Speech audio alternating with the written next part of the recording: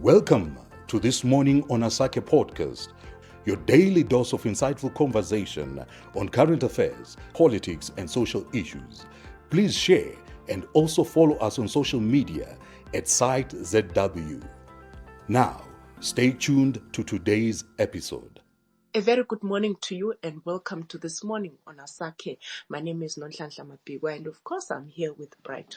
Good morning to you. Today we're talking about Mudenda rescinds appointment of Chamisa's aligned MPs to committees and ask Professor Washman Ngube to appoint the people from his faction to be part of these committees. Let me take a listen to what the Speaker was saying there to give you context of what we're talking about this morning. Second, Jameson Timber challenged the recall in the High Court under case number HCH 6684/23 with the other former members of the Triple C party and lost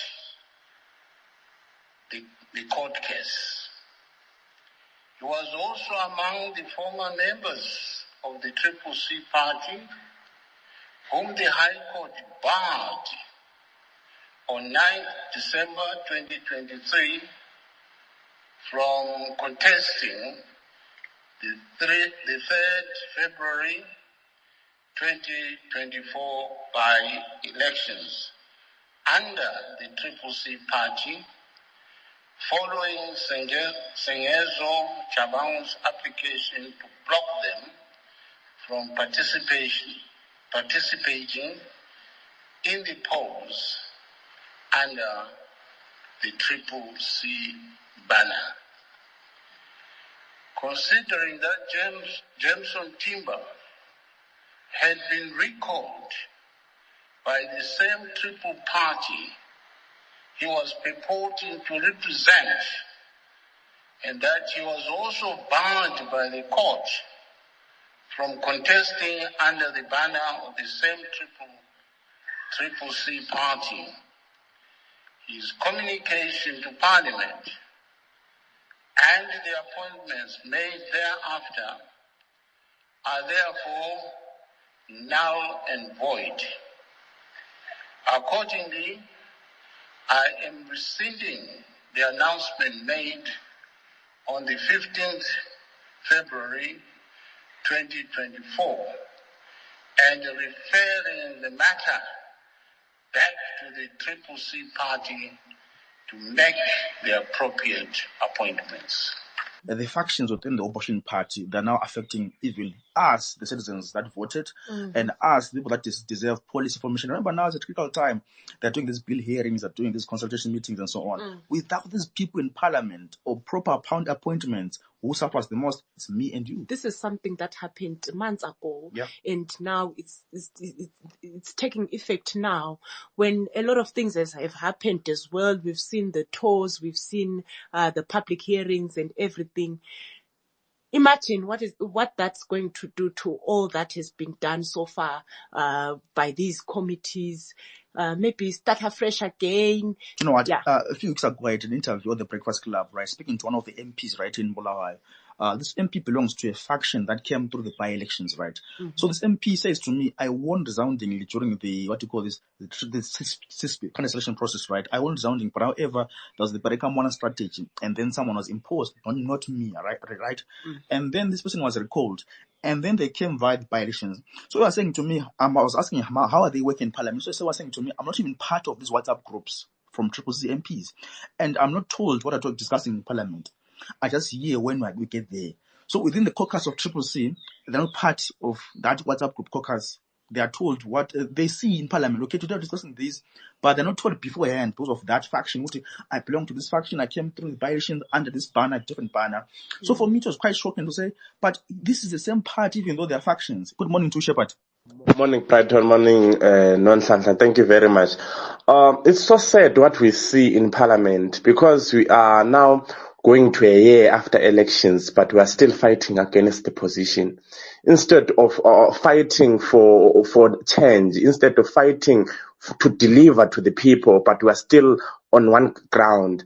Blunder started there when CCC started without constitution, without structures. It is easy ukuthi ongama-worms kungene kudle because akula ma-guidelines athi hayi thina sisebenza so iworm lingabuya lithi mina sengingulokhuze nini ulivikela ngomthetho wuphi? Do you get what I'm trying to say? So the blame mina ngizayithatha kuChamisa and ama-advisors akhe, but also futhi coming to the to akwaze kube nini madoda lokho silweli izikhundla sesilanda August ka-10 sisabe lokho sixabana, but we don't want that. We want service delivery to the people. Thank you very much. Thank you, Share contribution. Let's hear from Speak Truth to Power. Good morning. Good morning, Nonhlanhla. Good morning, Site. Good morning, Brighton. I think what's happening is what was going to happen anyway. And I find it difficult when we have these conversations, when people forget the chain of events, what's gone on and how it's gone on over the since people got elected. So people have been recalled. People acknowledge that there are factions within the sitting parliament, but at the same time, when it comes to who has been given the power, we can clearly see, Mudenda acknowledging Chabangu's letter and dismissing Nelson Chamisa's letter as to who was in charge of what, and they actually denied that letter and authority that Nelson Chamisa delivered. But then again, when we come to these spaces after a few months, people want to act as if we've forgotten, or the facts still are not the facts, because they want to push a narrative to say, oh, this is happening, it's because there's disorganization or anything like that. People voted for MPs. Whether you agreed with the process, the people that were presented won those seats. Those people were recalled by somebody who nobody elected, right? And we have to acknowledge that. We just have to acknowledge that the ruling party is now doing what it has always done to opposition, which is to decimate it at any given opportunity, using the powers that it holds, by choosing the powers that it decides to give to those who are in our parliament. So I think we can speak to service delivery. We can speak to the failings that we continue to have. We have to just understand that some people are not as opposition as we would like them to be. They are just in it for themselves, and we have to acknowledge that. And some of them are pretty much using the electorate to get to the positions that they get to. Many thanks. Well, thank you so much, Speak Truth to Power, for that. Yeah. I'll just go through these comments this morning before I go to the next speaker. Olani says, on which grounds is the speaker rescinding this announcement? The Triple C itself lodged a complaint on those appointments. I heard the court said the speaker only act on letters wrote to him. He doesn't have the right to do a check of the authenticity of those letters. Why now? And someone says, no speaker is addressing Mudenda's behavior. This issue has nothing to do with opposition. It lies with the speaker. Tulani, good morning. Morning, Brighton. How are you? I would be blunt to say Zimbabweans made their own bed and let them lie on it, because sometimes when we are heading to the elections as Zimbabweans, we forget what history has taught us. We forget what these guys have done in the past, and we just go there. I don't know where to draw the false hope that we then have to say maybe these guys have changed. But the behavior of probably the factional fights within the opposition is not a new thing, and we have learned it from maybe a more recent case from the 2018 elections coming onwards. We have seen what has been happening, and we could have learned from that time that most of the guys who go to parliament, they are going there on the basis of their own personal gains without maybe the people at heart. But secondly, I would say we cannot solely blame this whole thing on the opposition faction or fight. Whatever is happening, we can clearly see that these things are like well orchestrated, that they are not the making of the opposition themselves. For example, you just read a comment from Olan that was saying that previous the speaker has been saying to have no power to maybe check the authenticity of a letter, but they should just maybe act on the letter that they have received. Why now is the speaker maybe going deep into the nitty-gritties of the letter and then maybe checking how authentic it is? So those things are a clear indication that maybe our parliament and democracy has gone to the dogs. So the Zimbabwean case is not probably a normal one, so to say. So whatever is happening, we might be blaming each other, maybe blaming the opposition, blaming maybe the opposition leadership. But I think, and I have a feeling that we are equally blaming a victim like us. These things are orchestrated by probably the ruling party, so to say, because the inconsistency that is there within the parliament actions led by the Speaker of Parliament shows you that there is more than what meets the eye within the opposition fight. Then, as Zimbabweans, I think maybe it's high time, as we are going maybe to head to the 2028 elections in the future. It's high time we go back to the drawing board. We sit and we understand what is the best for us as Zimbabweans. Should we continue being used by the political parties, or we should also maybe sit down and find an alternative means through which we can maybe make our voice be heard in Parliament? Thank you, Endo. Well, thanks so much, Tulan, for that. Quite interesting what Tulan you're raising, the issue of the role of citizens in all these things. There are recalls being done, there are people being appointed in Parliament, some are going to Senate, some are going to PR. But what is my role? I'm losing service delivery, I'm losing the policy formulation part, but people are still behaving these factions, fighting in Parliament, appointment of this faction, appointment of that faction. But who is losing the most? It's me and you cast our votes in August last year. 9 months later, we are here again, the issue of factions and factions. Let's go to our next speaker. Good morning to you, Rumbi. Good morning, everyone. How are you doing? How can a person be able to stand in Parliament from nowhere? It breaks my heart to see war vets. I'm talking about the elders, war vets, those elders in their 70s, 80s, will be able to stand firm and say, we want this person out of Parliament, we want him arrested. But I have young people here who have the nerve to be blaming Chamisa because of Shawangu.